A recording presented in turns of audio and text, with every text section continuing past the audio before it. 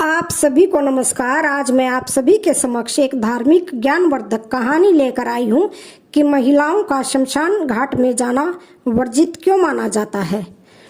भगवान श्री राम ने बताया कि स्त्रियों को शमशान घाट पर जाने के लिए क्यों मना किया गया है। आगे भगवान श्री राम कहते हैं, इसी विषय में मैं आपको विस्तार से बता रहा हूँ। आप ध्यान से सुनिए। भगवान श्री राम ने कथा को सुनाते हुए कहते हैं कि एक बार की बात है, देवर्षि नारद ने नारायण नारायण का जाप करते हुए बैकुंठ धाम में पहुंच गए तो उन्हें आते हुए देखकर भगवान श्री हरि विष्णु जी बहुत खुश हुए और उन्होंने देवर्षि नारद से कहा, हे देवर्षि नारद, बैकुंठ लोक में आपका स्वागत है। बताइए आज किस कारण से आप यहाँ आए हैं। निश्चित ही आप कोई महत्वपूर्ण समाचार लेकर आए होंगे। तो भगवान श्री हरि विष्णु जी की यह बात सुनकर देवर्षि नारद जी हाथ जोड़ते हुए बोले, हे प्रभु, हे जगत के पालनहार, मैं आपको सबसे पहले प्रणाम करता हूँ। आज मैं आपके पास कोई समाचार लेकर नहीं आया हूँ, बल्कि अपनी एक शंका लेकर आया हूँ। कृपया मेरी शंका का समाधान कीजिए और मेरे व्याकुल मन को शांत कीजिए। तो भगवान श्री हरि विष्णु जी मंद मंद मुस्कुराते हुए बोले, हे ब्रह्मानंद, आप निसंकोच होकर अपने प्रश्न पूछ सकते हैं। मैं आपकी शंका का समाधान अवश्य करूंगा। तो देवर्षि नारद जी ने पूछा, हे कृपा निधान, हे प्रभु, मेरा पहला प्रश्न यह है कि मनुष्य गरीबी से मुक्ति कैसे पा सकता है, और मेरा दूसरा प्रश्न है कि स्त्रियों का शमशान घाट पर जाना क्यों वर्जित है। तो फिर भगवान श्री हरि विष्णु जी ने मुस्कुराते हुए कहा, हे देवर्षि नारद, आपने जो प्रश्न पूछा है वह समस्त मानवता के हित के लिए बहुत ही महत्वपूर्ण है। इसके उत्तर में संपूर्ण मानवता का कल्याण छिपा हुआ है। इसलिए मैं आपका पहला प्रश्न का उत्तर एक महान कथा के माध्यम से दे रहा हूँ। फिर तुम्हारा दूसरा प्रश्न का भी उत्तर इसी कथा से समझाऊंगा। आप ध्यान पूर्वक इस कथा को सुनिए तो ही आपके प्रश्नों का उत्तर मिलेगा। फिर भगवान श्री हरि विष्णु जी ने कथा को शुरू करते हुए कहा, हे देवर्षि नारद, प्राचीन समय में भारत देश के एक नगर में धनी राम नामक एक धनवान व्यापारी रहते थे। उनका व्यापार बहुत अच्छा चलता था। उनके घर में किसी चीज की कोई कमी नहीं थी। वह अपनी पत्नी के लिए हर महीने बहुमूल्य गहने और आभूषण खरीदता था, जिससे उसकी पत्नी उससे बहुत खुश रहती थी। व्यापारी की पत्नी बहुत भोली भाली थी और जो कोई भी उससे पूछता था तो वह सब कुछ बता देती थी। तो फिर एक दिन व्यापारी की पत्नी ने उनसे पूछा, हे स्वामी, आपका व्यापार कैसा चल रहा है? आप कैसे इतना धन कमाते हैं? तो व्यापारी ने सारी बात बताई थी कि हे प्रिय, मैं अनाज का व्यापार करता हूँ। मैं गांव से छोटे छोटे किसानों से अनाज खरीदता हूँ और उसे शहर में महंगे दामों में बेचता हूँ, जिससे मुझे अधिक धन मिलता है।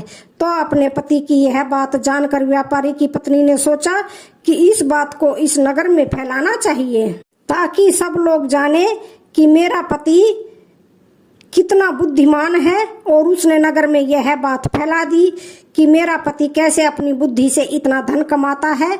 तो जब नगर के लोग यह जानने लगे थे तो वो भी अनाज का व्यापार करने लगे थे। तो व्यापारी को अनाज महंगे दामों में खरीदना पड़ता था, तो उसका व्यापार घाटे में चला गया था, जिससे धीरे धीरे वह गरीब होने लगा था। तो व्यापारी परेशान था। तो एक दिन उनके द्वार पर एक संत जी भिक्षा मांगने आए।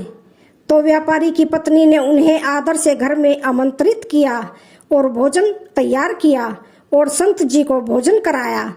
तो संत जी विश्राम कर रहे थे। तो फिर कुछ समय बाद व्यापारी उनके पास आया और उन्हें प्रणाम किया। तो संत जी ने देखा कि व्यापारी बहुत परेशान हैं। तो उन्होंने पूछा, हे पुत्र, क्या बात है, आप क्यों परेशान हो? तो व्यापारी ने कहा, हे महात्मा जी, मेरे व्यापार में घाटा हो रहा है। अब नगर के लोग भी अनाज का व्यापार करने लगे हैं, जिसके कारण मुझे अब महंगे दामों में अनाज खरीदना पड़ता है। इसलिए मैं बहुत चिंतित हूँ। तो फिर संत जी ने पूछा, क्या आपने किसी से यह बात बताई थी कि आप अपना धन कैसे कमाते हैं? तो फिर व्यापारी ने कहा, मैंने यह बात अपनी पत्नी से बताई थी। तो संत जी ने कहा, हे पुत्र, आपने बहुत बड़ी गलती की है। यह बात आपको किसी से नहीं बतानी चाहिए थी, चाहे वह आपकी पत्नी ही क्यों ना हो। तो फिर संत जी ने व्यापारी को एक कथा सुनाना शुरू किया और वह 3 महत्वपूर्ण बातें समझाने लगे थे जिन्हें कभी किसी से नहीं बतानी है। यदि इन बातों का पालन किया जाए तो गरीबी पास भी नहीं आएगी।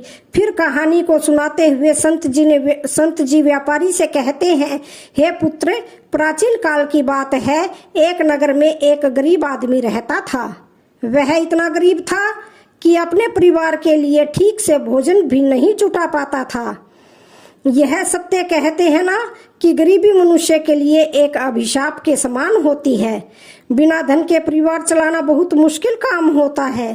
फिर संत जी ने व्यापारी से आगे कहते हैं, हे पुत्र, वह गरीब आदमी जैसे तैसे अपने घर परिवार का भरण पोषण कर रहा था।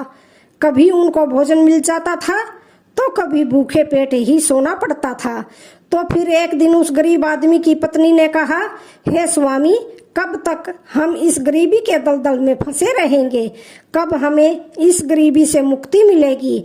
हमारे पास तो इतना धन भी नहीं है कि हम भर पेट भोजन कर सकें। ऐसे कब तक चलेगा? फिर उसने अपने पति से कहा, हे पतिदेव, आप धन कमाने के लिए शहर चले जाओ। तो पत्नी के बार बार कहने पर वह गरीब आदमी धन कमाने के उद्देश्य से शहर में चला जाता है। और वह जंगलों के रास्ते से शहर जा रहा था तो चलते चलते वह एक जंगल में पहुंच जाता है और काफी लंबा सफर तय करने के कारण वह थक गया था और उसे बहुत प्यास लग रही थी। तो वह जंगल में नदी की तलाश करने लगा था। तो उसे एक नदी दिखाई दी तो वह उस नदी के पास गया और भरपेट पानी पिया और फिर से अपने स्थान की ओर चलने लगा था। और चलते चलते वह जंगल के बीचों बीच पहुंच गया था तो उसने एक विशाल पीपल का वृक्ष देखा जो चारों ओर एक दिव्य आभा बिखेर रहा था। उसकी शाखाएं आकाश को छू रही थी और उसकी जड़ें धरती को गहराई से पकड़ कर रखे हुई थी। उस वृक्ष के चारों ओर शांति का वातावरण था और ठंडी ठंडी हवा बह रही थी। तो वह गरीब आदमी उस पेड़ के नीचे बैठकर आराम करने लगा था। आगे की कथा को सुनाते हुए संत जी व्यापारी से कहते हैं, हे पुत्र, वह गरीब आदमी पीपल वृक्ष के नीचे आराम से लेटा हुआ था तो उसने देखा जंगल से एक विशाल सांप आया और पेड़ पर चढ़ गया था।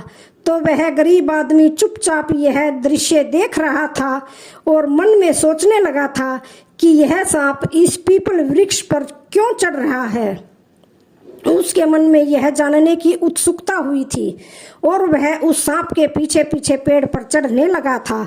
तो उसकी नजर पेड़ की डाल पर पड़ी जहां कबूतर और कबूतरी का घोंसला था और उस घोंसले में उनके बच्चे थे। तो उस सांप को देखकर कबूतर और कबूतरी के बच्चे डर के मारे चिल्लाने लगे थे। तो वह गरीब आदमी समझ गया था कि यह दुष्ट सांप इन बच्चों को खाने आया है। तो उसने मन ही मन सोचा कि यदि मैंने इन बच्चों की रक्षा नहीं की तो मुझे पाप लगेगा, क्योंकि बच्चों की हमेशा रक्षा करनी चाहिए, चाहे वो इंसान के हों या फिर पक्षी के हों। तो उधर वह सर्प बच्चों के पास पहुंच गया था। तो वह गरीब आदमी जल्दी से पेड़ की एक टहनी तोड़ता है और सर्प पर प्रहार कर देता है। तो डंडा सर्प पर पड़ता है तो वह पेड़ से गिरकर जंगल की ओर भाग जाता है। तो फिर वह गरीब आदमी उसी पीपल वृक्ष के नीचे आकर लेट जाता है। तो उधर कबूतर और कबूतरी के बच्चे अपनी रक्षा करने वाले उस गरीब आदमी को भगवान का रूप समझकर मन ही मन दुआएं देने लगे थे। तो उसी समय कबूतर और कबूतरी अपने बच्चों के लिए जंगल से भोजन लेकर लौटते हैं और अपने बच्चों को पास देखकर वो बहुत खुश होते हैं।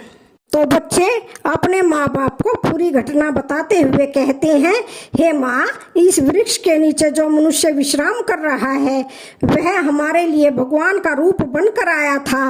उसने हमें सर्प के आहार बनने से बचाया है। आज से हम इसके कर्जदार हो गए हैं। अगर यह मनुष्य उस सर्प को नहीं मारता तो हम काल के गाल में समा गए होते।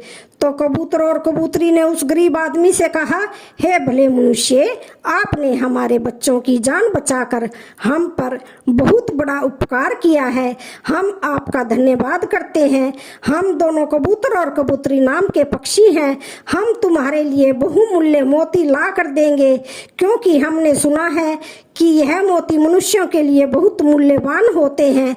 तुम इन्हें बेचकर अपने लिए खाने पीने का सामान ले आओ। बदले में तुम यहाँ रहकर हमारे बच्चों की देखभाल करते रहो। तो कबूतर और कबूतरी की बात सुनकर वह गरीब आदमी खुश हो गया था और उसने तय किया था कि अब मैं शहर नहीं जाऊंगा, और वह पीपल वृक्ष के नीचे एक झोपड़ी बनाकर रहने लगा था और कबूतर और कबूतरी के बच्चों की देखभाल करने लगा था। तो कबूतर और कबूतरी निश्चिंत हो गए थे, क्योंकि अब उन्हें उनके बच्चों की सुरक्षा के लिए एक विश्वसनीय आदमी मिल गया था। वो सुबह अपने घोंसले से उड़ जाते थे और शाम को लौट कर आते थे, तो उन्हें अपने बच्चों को सुरक्षित देखकर बहुत खुशी होती थी। इस प्रकार समय बीतता गया और कबूतर और कबूतरी के बच्चे बड़े हो गए। तो एक दिन वह गरीब आदमी कबूतर और कबूतरी से कहता है कि हे पक्षियों, अब बहुत समय हो गया है, मैं अपने घर नहीं गया हूँ। मुझे यह नहीं पता है कि मेरी पत्नी और बच्चे कैसे होंगे। तो फिर कबूतर और कबूतरी ने कहा, हे भले मनुष्य, तुम निश्चिंत होकर अपने घर जाओ। हमारे बच्चे अब उड़ने के काबिल हो गए हैं।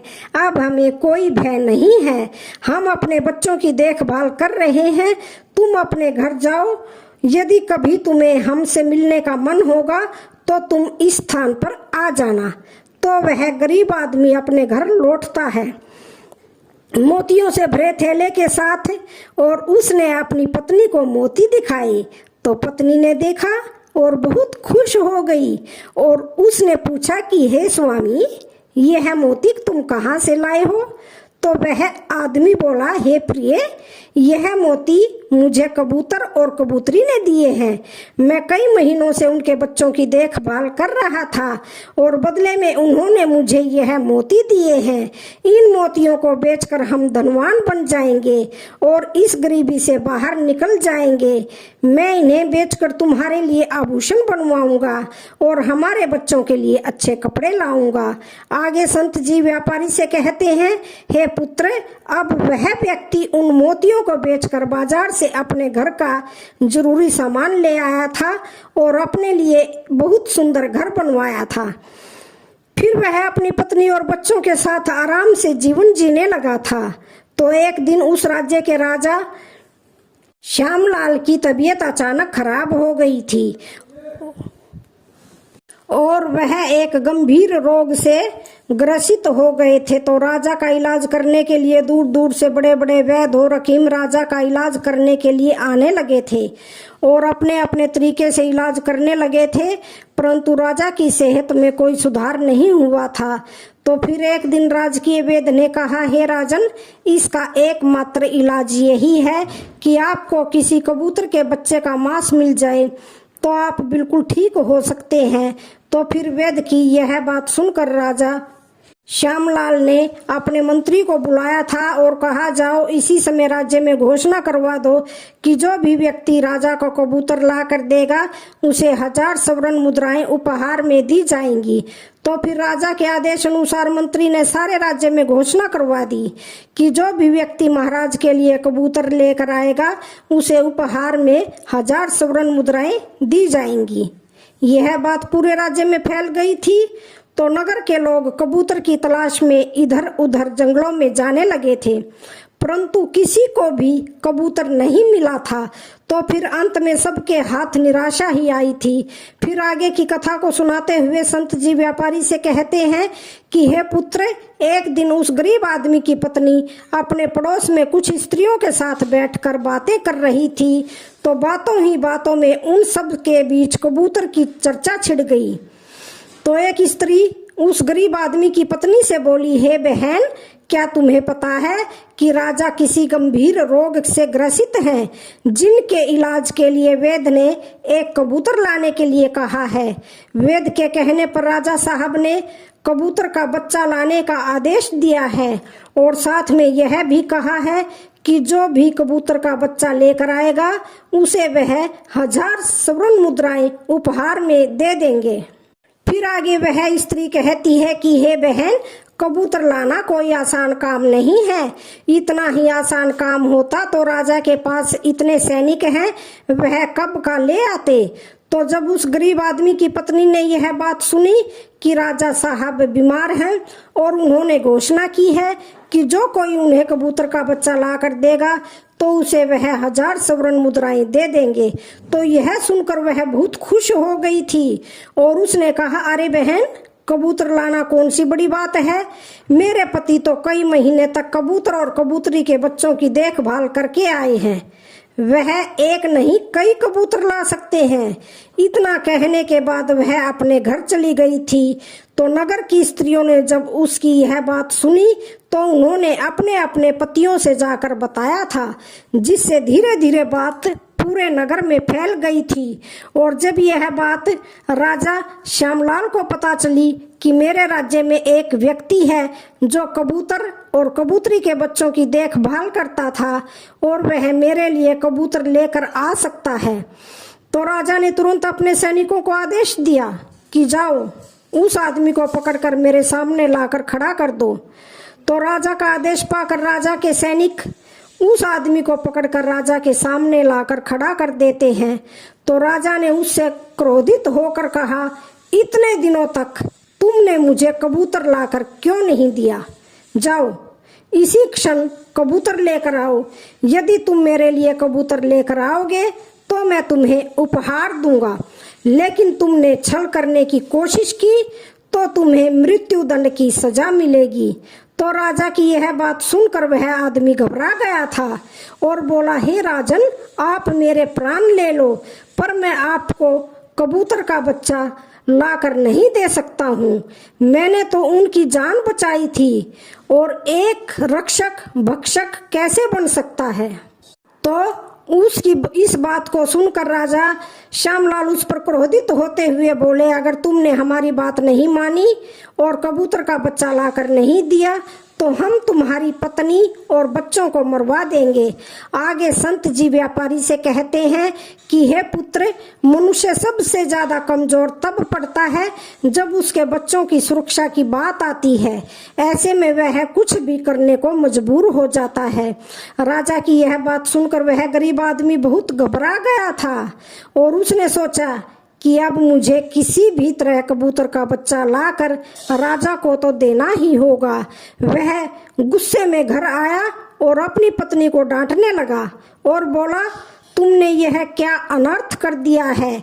तुम्हें बिल्कुल समझ नहीं है कि हम क्या करते हैं और कहाँ जाते हैं। यह बात किसी को नहीं बतानी थी, परंतु तुमने तो यह बात नगर की स्त्रियों को बता दी है।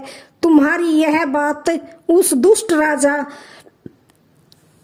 तक पहुंच गई है। अब तुम ही बताओ मैं क्या करूं, जिस कबूतर और कबूतरी के बदौलत आज हमें खाने को भोजन, रहने को नया घर और पहनने को अच्छे वस्त्र मिले हैं, जिनके कारण हम गरीबी के दलदल से बाहर निकले हैं। मैं उनके साथ इतना बड़ा धोखा कैसे कर सकता हूँ। तुमने यह बात उन महिलाओं को बताकर बहुत बड़ी भूल की है। तो फिर जब उसका गुस्सा शांत हुआ तो उसने अपनी पत्नी को समझाते हुए कहा, हे प्रिय, अपने घर की कुछ बातें दूसरों से कभी नहीं कहनी है। पहली बात, आपके घर में कितना धन है और आपकी कमाई का स्रोत क्या है, यह बातें दूसरों से कभी नहीं बतानी चाहिए। दूसरी बात, घर में आपसी प्रेम की बातें पति पत्नी के प्रेम की बातें बाहर वालों के सामने नहीं करनी है। तीसरी बात, आपसी लड़ाई झगड़े मान अपमान की बातें कभी दूसरों के सामने नहीं करनी है, वरना लोग हमारी गुप्त बातें जानकर हमारी कमजोरी को समझकर हमारा फायदा उठाते हैं। चौथी बात, अपनी कमजोरी दूसरों के सामने नहीं बताना है और अपनी उन्नति का राज किसी को नहीं बताना है। जिन बातों के कहने से आपके परिवार पर दुख आ सकता है, उन बातों को दूसरों को नहीं बताना है। फिर संत जी व्यापारी से कहते हैं, हे पुत्र, इन बातों के अतिरिक्त मनुष्य को उन बातों को अपनी पत्नी से नहीं बतानी है जिनसे घर की मान प्रतिष्ठा नष्ट हो जाती है, परिवार पर संकट आए, किसी की जान जाए, परिवार में फूट पड़े या रिश्ता खराब हो जाए, क्योंकि यह सत्य है कि स्त्रियों के पेट में इस तरह की बातें नहीं पचती हैं। वह बहुत जल्दी प्रसन्न होकर दूसरों से सारी बातें बता देती हैं। आगे संत जी व्यापारी कहते हैं, हे पुत्र, वह गरीब आदमी अपनी पत्नी से बोला कि हे प्रिय, तुम्हारी यह एक गलती आज हमारे परिवार को मौत के मुंह में डाल रही है। अगर तुमने यह बात छुपा ली होती तो आज हम निर्भय होकर अपने घर में खुशहाल जीवन जी रहे होते। अब राजा का आदेश है तो कबूतर का बच्चा लाकर राजा को देना ही पड़ेगा।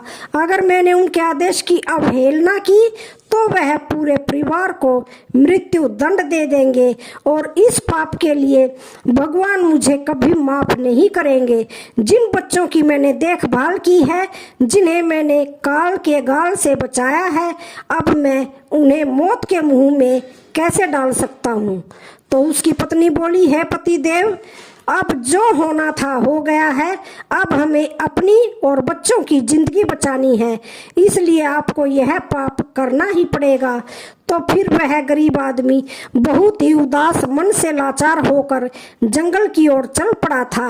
वहां जो वो कबूतर के बच्चों की देखभाल करता था, तो उधर जब कबूतर और कबूतरी और उनके बच्चे उस गरीब आदमी को आते हुए देखते हैं तो वो खुश हो जाते हैं। तो कबूतर और कबूतरी अपने बच्चों से कहते हैं, अरे बच्चों, तुम इतना खुश क्यों हो रहे हो? वह आदमी तुम में से किसी एक को लेने आ रहा है। तुम में से कौन है जो उसके साथ जाकर उसकी और उसके बच्चों की जान बचाएगा? तो कबूतर कहता है, बच्चों, एक बात याद रखना, तुम में से जो भी उसके साथ जाएगा वह कभी लौट कर नहीं आएगा, क्योंकि वह नगर के राजा का भोजन बनेगा। तो फिर कबूतर के एक बच्चे ने पूछा, हे पिताजी, आप ऐसा क्यों कह रहे हैं? तो कबूतर कहता है, बच्चों, इस राज्य का राजा किसी गंभीर रोग से पीड़ित है और वेद ने उसे कबूतर के बच्चे का मांस खाने को कहा है, इसलिए तुम में से किसी एक को वह लेने के लिए आया है। अगर तुम में से कोई जाने को तैयार है तो वह जा सकता है। तो उनमें से एक बच्चा कहने लगा, पिताजी, उस आदमी ने हम सभी की जान बचाई थी और आज वह बहुत बड़ी मुसीबत में है। ऐसे समय में हमें भी उसकी मदद करनी चाहिए, चाहे हमारी जान ही क्यों ना चली जाए, हम उसके साथ जरूर जाएंगे। तो उधर वह गरीब आदमी दुखी मन से उस पीपल वृक्ष के पास आता है और कबूतर और कबूतरी से अपनी सारी दुख कहानी सुना देता है। तो उसकी बात सुनकर कबूतर और कबूतरी कहते हैं, हे भाई, तुम चिंता मत करो, हमारे बच्चे तुम्हारे साथ जाने के लिए तैयार हैं। तुम इनमें से किसी एक को ले जाओ। तो वह गरीब आदमी एक कबूतर के बच्चे को लेकर लौट आता है और सीधा राजमहल जाकर राजा को दे देता है। तो राजा उस कबूतर के बच्चे को एक पिंजरे में बंद करवा देता है और अपने नौकर से कहता है, इसे सुरक्षित स्थान पर रख दो, कल हम इसका मांस खाएंगे। तो फिर राजा के कहे अनुसार नौकर उस कबूतर के बच्चे को सुरक्षित स्थान पर रख देता है। फिर अचानक से संत जी चुप हो जाते हैं। तो फिर व्यापारी कहता है, हे संत जी, आप अचानक चुप क्यों हो गए हैं? कृपया आगे की कथा सुनाइए, यह बहुत ही ज्ञान से परिपूर्ण है। तो व्यापारी के कहने पर संत जी आगे की कथा सुनाते हुए व्यापारी से कहते हैं, हे पुत्र, राजा का एक पुत्र था जिसका नाम राघव था। वह बहुत दयालु था और जीव जंतुओं पशु पक्षियों से बहुत प्रेम करता था। उसे यह नहीं पता था कि यह कबूतर मेरे पिताजी के खाने के लिए लाया गया है।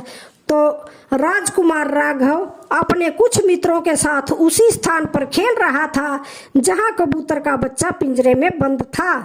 तो जब राजकुमार ने पिंजरे में बंद एक सुंदर कबूतर के बच्चे को देखा तो वह उसके साथ खेलने लगा था। तो राजकुमार के एक मित्र कहता है, हे मित्र, तुम इस कबूतर को बाहर निकालो। यह कितना सुंदर कबूतर है, इसे पिंजरे में किसने बंद कर दिया है? यह बिल्कुल भी उचित नहीं है, हम इसे स्वतंत्र कर देते हैं। तो फिर राजकुमार राघव ने पिंजरा खोल दिया था। तो पिंजरा खुलते ही कबूतर का बच्चा आकाश में उड़ गया था। तो फिर जब राजा को यह बात पता चली कि राजकुमार राघव ने कबूतर को आजाद कर दिया है और अब उसे पकड़कर लाना बहुत मुश्किल है, तो राजा को राजकुमार राघव पर बहुत गुस्सा आया था। तो उन्होंने तुरंत राजकुमार को बुलाया और क्रोधित होकर कहा, अरे दुष्ट, तुमने उस कबूतर के बच्चे को क्यों छोड़ दिया है? क्या तुम नहीं जानते हो वह कितनी मुश्किल से मिला था? तो राजकुमार राघव बहुत घबरा गया और बोला कि हे पिताजी, मुझे क्षमा कर दीजिए, मैं नहीं जानता था कि वह पिंजरे से बाहर आते ही उड़ जाएगा, मुझे तो उसके साथ खेलना था। तो अपने पुत्र की यह बात सुनकर राजा और क्रोधित हो गए थे और उन्होंने उसे राज्य से बाहर निकाल दिया था। तो राजा का आदेश पाकर सैनिक राजकुमार को नगर की सीमा से बाहर छोड़ देते हैं और उधर वह कबूतर का बच्चा उड़कर अपने माता पिता के पास पहुंचता है और उन्हें सारी बात बताता है। तो कबूतर और कबूतरी ने जब अपने बच्चे को देखा तो कहा, बेटा, राजकुमार ने तुम्हें तो आजाद कर दिया है, परंतु वह स्वयं बहुत संकट में फंस गया है। उसके दुष्ट पिता ने उसे राज्य से बाहर निकाल दिया है। अब उसकी देखभाल की जिम्मेदारी तुम्हारे ऊपर है, तुम जाओ और उसकी मदद करो। तो फिर अपने माता पिता की बात सुनकर कबूतर का बच्चा राजकुमार की मदद करने के लिए उसके पास पहुंच जाता है। तो राजकुमार उसे देखकर पहचान लेता है और कहता है, यह तो वही कबूतर है जिसे मैंने पिंजरे से आजाद कर दिया था। फिर राजकुमार कहता है, हे कबूतर, तुम्हारी वजह से मुझे मेरे पिताजी ने नगर से निकाल दिया है। अब तुम ही बताओ मैं क्या करूं, कहाँ जाऊं? तो कबूतर का बच्चा कहता है, हे राजकुमार, तुम चिंता मत करो, तुमने मेरी जान बचाई थी, इसलिए मैं तुम्हारी मदद करने के लिए आया हूँ। यह सुनकर राजकुमार राघव बहुत प्रसन्न हो जाता है। तो फिर वह कबूतर और राजकुमार दूसरे नगर की ओर चल पड़ते हैं। तो चलते चलते दोनों दूसरे गांव में पहुंच जाते हैं। वहां उन्हें एक सुंदर बगीचा दिखता है। तो वे दोनों फल खाने के लिए बगीचे में जा पहुंचते हैं। तो उसी बगीचे में वहां के राजा की पुत्री भी अपनी सहेलियों के साथ घूमने आती है। वह राजकुमारी चंदा अत्यंत सुंदर और रूपवती थी। उसकी खूबसूरती की चर्चा पूरे नगर में होती थी। तो फिर राजकुमार और कबूतर बगीचे में बैठे हुए थे। तो राजकुमारी चंदा अपनी सहेलियों के साथ बगीचे में घूमने लगती है। तो राजकुमारी को देखकर राजकुमार राघव वृक्ष के पीछे छुप जाता है और वह कबूतर राजकुमारी के सामने पहुंच जाता है। तो राजकुमारी उस सुंदर कबूतर को देखकर उस पर मोहित हो जाती है और उसे पकड़ना चाहती है, परंतु कबूतर उसकी पकड़ में नहीं आता है। तो राजकुमार राघव पेड़ के पीछे से यह सब देख रहा था और जब उसने राजकुमारी को देखा तो वह भी उस पर मोहित हो गया था। तो कुछ समय बाद बगीचे में टहलने के बाद राजकुमारी चंदा अपने महल में लौट आती है। तो इधर राजकुमार पूरी तरह से राजकुमारी के प्यार में डूब जाता है। उसने यह बात कबूतर से बताई थी। तो उस कबूतर ने कहा, हे राजकुमार, आप चिंता मत करिए, मैं आपको राजकुमारी से मिलवा दूंगा। तो फिर राजकुमार ने कबूतर से कहा, हे मित्र, तुम मुझे किसी भी तरह उस राजकुमारी से मिलवा दो, मैं उसके बिना अब एक पल भी नहीं रह पाऊंगा। तो फिर कबूतर बोला, हे राजकुमार, धैर्य रखिए, मैं अभी पता लगा कर आता हूँ। कि राजकुमारी कहाँ रहती है और तुम उससे कैसे मिल सकते हो। इतना कहकर वह कबूतर महल की ओर उड़ जाता है। तो राजकुमारी के महल में चारों ओर सैनिक तैनात थे, परंतु कबूतर उड़ते हुए ऊपर से जाता है और राजकुमारी के कक्ष के बाहर बैठ जाता है और कबूतर वहां से सब कुछ देखता है और सारी बात राजकुमार को आकर बता देता है कि राजकुमार, महल में जाकर राजकुमारी से मिलना बहुत मुश्किल है, क्योंकि उसके आसपास सैनिकों का कड़ा पहरा है। तो फिर वह कबूतर कहता है, हे राजकुमार, आप अपना हाथ का कड़ा मुझे दे दो, मैं तुम्हारा कड़ा आज राजकुमारी के पास पहुंचा दूंगा और उसकी चुनरी ले आऊंगा। तो राजकुमार ने कबूतर के कहने पर अपना हाथ का कड़ा कबूतर को दे दिया। तो फिर कबूतर राजकुमार का कड़ा लेकर रात में राजकुमारी के पास रख आता है और उसकी चुनरी ले आता है। तो सुबह जब राजकुमारी जागती है तो देखती है कि मेरी चुनरी गायब है और मेरे पास एक हाथ का कड़ा रखा हुआ है। तो राजकुमारी तुरंत समझ जाती है कि रात में कोई पुरुष मेरे कक्ष में आया था। यह देखकर राजकुमारी बहुत व्याकुल हो जाती है और अपने सभी सैनिकों को सावधान कर देती है। अपने सैनिकों से पूछती है कि रात में मेरे कक्ष में कौन आया था, परंतु किसी के पास कोई भी जवाब नहीं होता है। तो अब राजकुमारी के कक्ष की सुरक्षा और बढ़ा दी जाती है। तो दूसरे दिन रात होते ही वह कबूतर फिर से राजकुमारी के कक्ष में जाता है और राजकुमार द्वारा लिखी चिट्ठी को राजकुमारी के पास रख कर आ जाता है। तो अगले दिन जब राजकुमारी जागती है और चिट्ठी पढ़ती है तो उसमें लिखा होता है कि राजकुमारी, मैंने जब से तुम्हें देखा है मैं तुम पर मोहित हो गया हूँ। मैं तुमसे विवाह करना चाहता हूँ। अगर तुम्हें मुझसे मिलना है तो तुम अपने बगीचे में आ जाना, मैं तुम्हें वहाँ मिल जाऊँगा। तो अगले दिन सुबह होते ही राजकुमारी अपनी सहेलियों को लेकर बगीचे में आ जाती है, परंतु वहाँ उसे कोई नहीं दिखता है। वहाँ तो केवल वही कबूतर घूम रहा होता है जिसे उसने उस दिन देखा था। तो कबूतर राजकुमारी से कहता है, हे राजकुमारी, तुम जिसे खोज रही हो मैं तुम्हें उससे मिलवा सकता हूँ, परंतु पहले तुम मुझे वचन दो कि तुम यह बात अपने पिता से नहीं बताओगी और उसे किसी भी तरह से नुकसान नहीं पहुंचाओगी।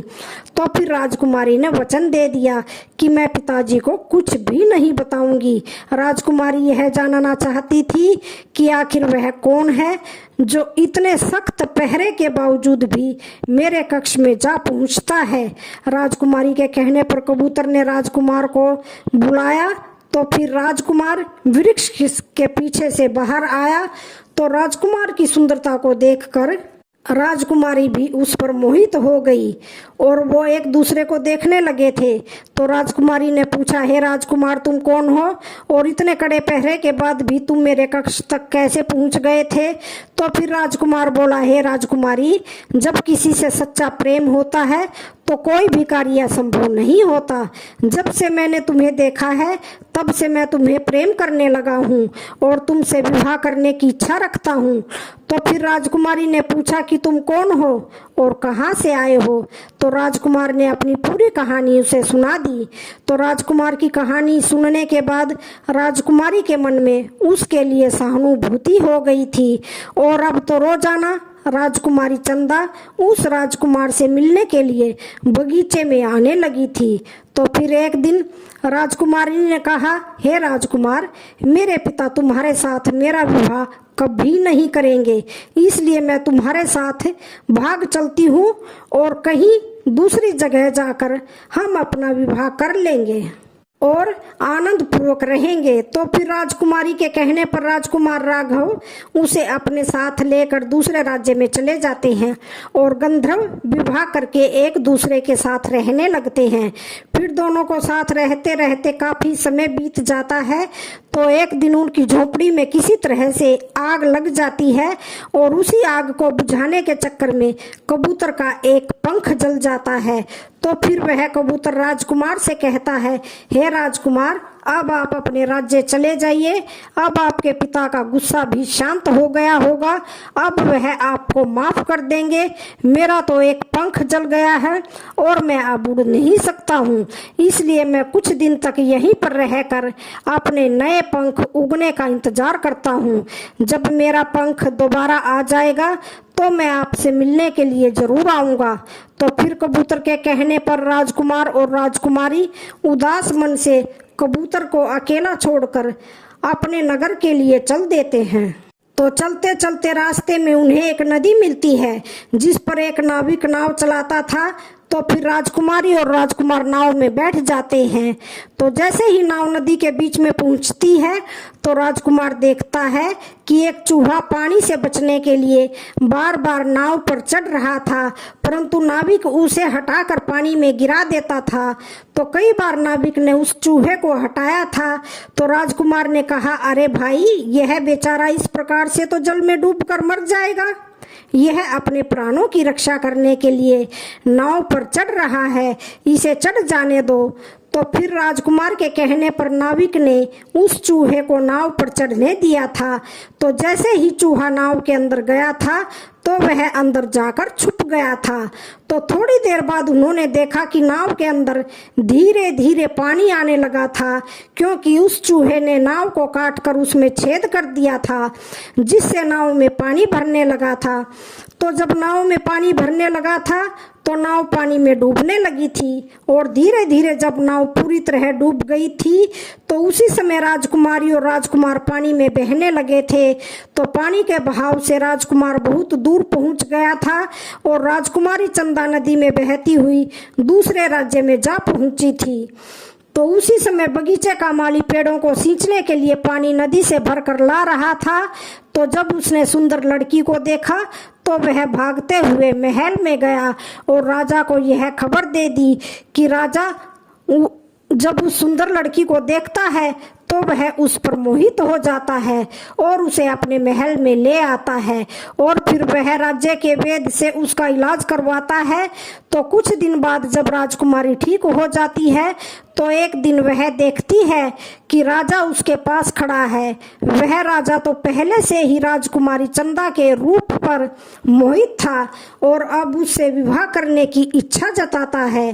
राजा ने राजकुमारी से कहा, हे सुंदरी, इस दुनिया में अब तुम्हारा कोई नहीं है, अब तुम हमारी पत्नी बन जाओ, हमारी रानी बन जाओ और हमारे महलों में आराम से रहो। तो फिर राजकुमारी चंदा, जो सुंदर तो थी ही, साथ ही बहुत बुद्धिमान भी थी, उसने सोचा कि यदि मैं इस समय राजा से विवाह करने से मना करती हूँ तो राजा मुझसे जबरदस्ती विवाह कर सकता है।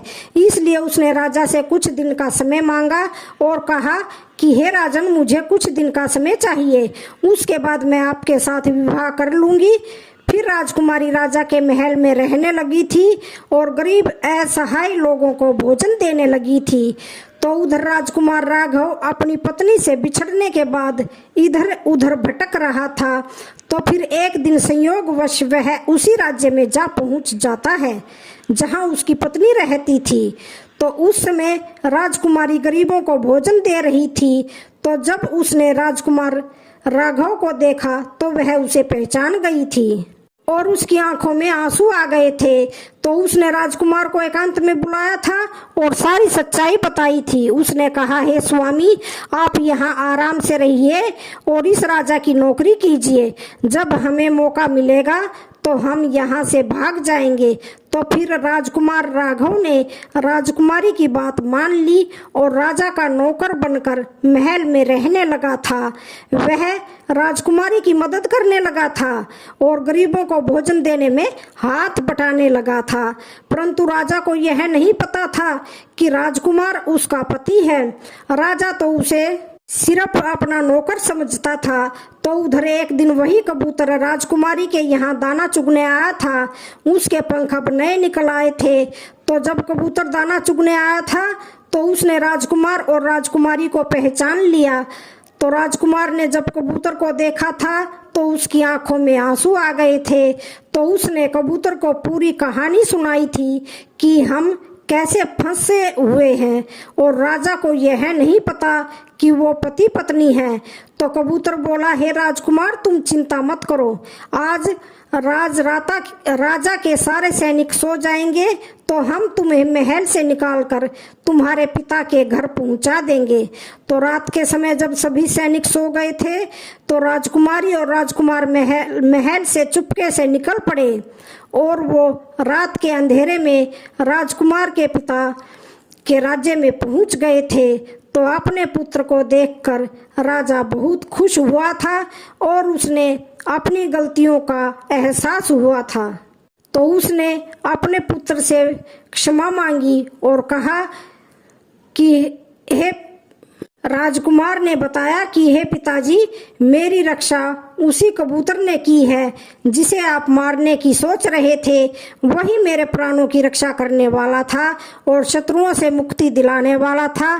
तो फिर राजकुमार की बात सुनकर राजा बहुत खुश हुआ और उसी दिन से उसने यह प्रण कर लिया था कि अब से राज्य में कोई भी पशु या पक्षी को नुकसान नहीं पहुंचाया जाएगा और सभी को दाना दिया जाएगा। आगे उस संत जी ने व्यापारी से कहा, हे पुत्र, कुछ बातें दूसरों को बताने पर जीवन में घोर संकट आ जाता है, इसलिए यह 3 बातें किसी को भी नहीं बतानी चाहिए। जैसे आपने अपनी पत्नी से बताया था कि आप धन कैसे कमाते हैं और आज आपका व्यापार खतरे में है। तो व्यापारी को अपनी गलती का एहसास हुआ था और उसने अपनी पत्नी को समझाया था। भगवान श्री हरि विष्णु जी देवर्षि नारद से कहते हैं, हे देवर्षि नारद, इस कथा को सुनने के बाद आपको आपके पहले प्रश्न का उत्तर मिल गया होगा। अब मैं आपको दूसरे प्रश्न का उत्तर देता हूँ कि क्यों स्त्रियों को शमशान घाट में नहीं जाना चाहिए। भगवान श्री हरि विष्णु जी कहते हैं कि हे देवर्षि नारद, स्त्रियों का स्वभाव बहुत संवेदनशील और करुणामय होता है। शमशान घाट का वातावरण अत्यंत गंभीर और दुख पूर्ण होता है, जिसे देखकर महिलाएं दुखी हो जाती हैं और रोती हैं, जिससे मृत व्यक्ति की आत्मा को दुख पहुंचता है। फिर आगे भगवान श्री हरि विष्णु जी कहते हैं कि हे देवर्षि नारद, शमशान घाट को सकारात्मक और नकारात्मक शक्तियों से युक्त स्थान माना गया है, जहां तांत्रिक और देवीय क्रियाएं होती हैं। यदि उस समय स्त्रियां शमशान घाट में रहेंगी तो वो डर जाती हैं और नकारात्मक ऊर्जा उनके ऊपर असर डालती है। महिलाओं का हृदय कोमल होता है, जिससे नकारात्मक ऊर्जा उन पर जल्दी हावी हो जाती है और उनकी मानसिक स्थिति पर असर पड़ जाता है।